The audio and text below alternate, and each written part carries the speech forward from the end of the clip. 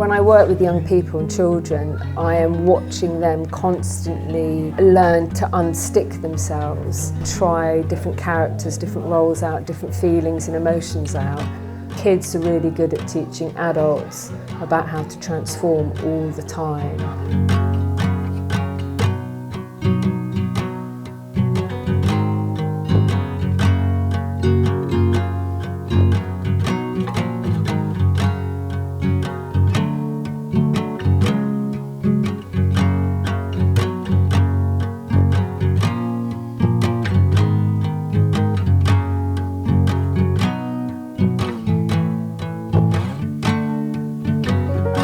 Kitchen Table Photo Club is a club mainly for kids, but sometimes that rule is broken and it happens around a kitchen table in our home. It's called Fox Camera because you can leave it outside and take a video of a fox. We were 6 weeks in Nightingale Valley, which is a stone's throw from here, and about 10, 11 kids.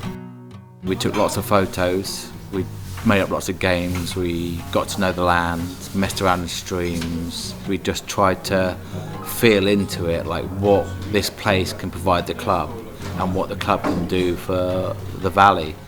I would say I've been massively influenced by St Paul's Adventure Playground and the playgrounds in Bristol in general. The intention wasn't to create fixed images. Photography was a way in to play.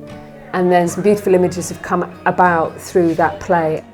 The ephemerality of change being captured by something like analogue photography, made still in time, but then it's possible to then become something else, I think has a really strong kind of therapeutic effect on people involved in those activities.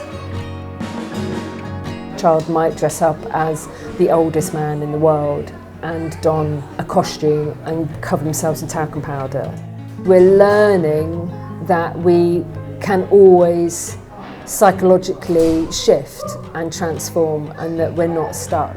Give some examples of what an everything might be. We'll go on a walk and somebody shouts, Sleep on everything. Yeah, sleep on everything, rest on everything, sniff everything, Poo everything. poo everything. A lot of our work is, literally the street at the end of our road. There's a certain point, I think, in your work world where you commit to a place and you go deep. There's a real invitation to engage with the possibility that the immediate world around us could be animate. We might encourage ourselves as a group to address a tree or acknowledge a pylon. We are opening up the possibility that there might be something irrational, unseen, illogical, mysterious, childlike, unknown, and that we're willing to engage with it. I had nothing to do with this picture, you guys did it, and I didn't even see you do it.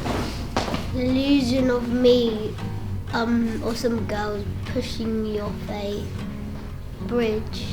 And can you remember what you actually jumped from? Yeah, I can't tell. I just actually jumped from that bit there. You took it at just the right moment. Because the exhibition keeps changing every day. I come in, the light changes, we haven't got the bright lights on, we've got torches. It's constantly changing, and I think there's a relationship between wildness and transformation.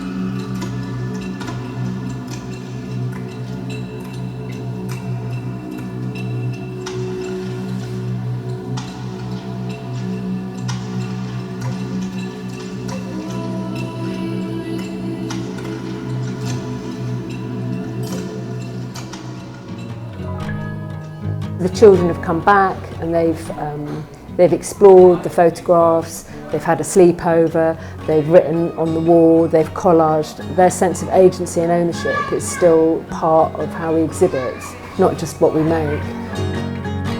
I'm drawn to the work because I am forever learning from the children new things, much more than I'm ever teaching them. Maybe I like the idea that people can stay a while longer in an exhibition, that they don't have to just kind of like whip round it, look at the images and leave.